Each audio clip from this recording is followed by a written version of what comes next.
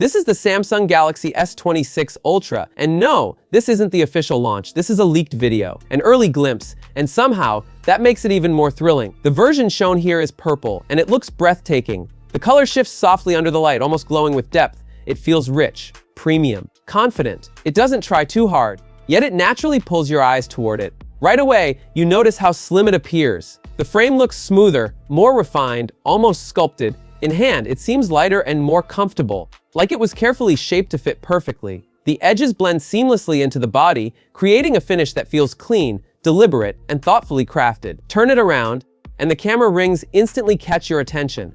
They are more rounded now, softer, and better fused into the back panel. It is a subtle redesign, but visually it changes everything. The whole device feels more modern, more balanced, more complete.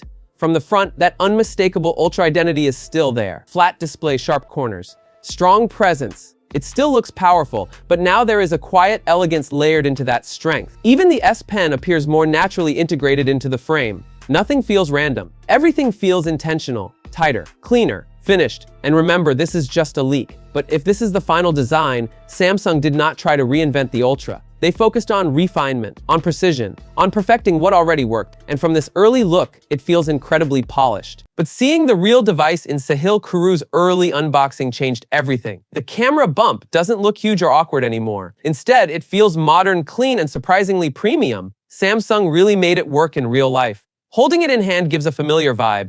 It feels very close to the S25 Ultra.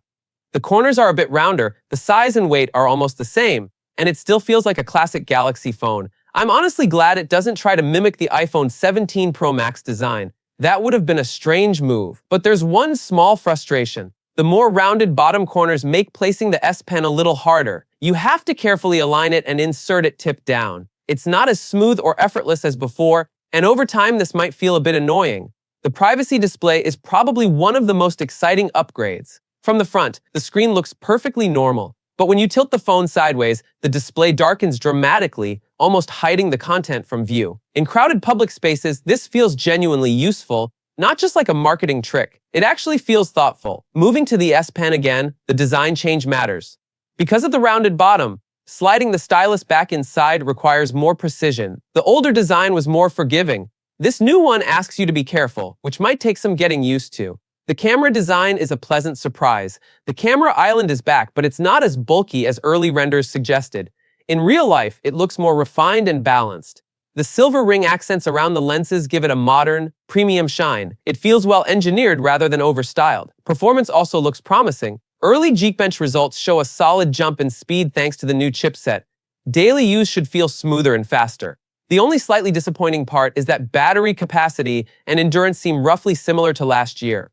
Overall, the S26 Ultra feels like a careful refinement rather than a radical redesign. It's familiar, elegant, and quietly powerful. Not shocking, but definitely satisfying.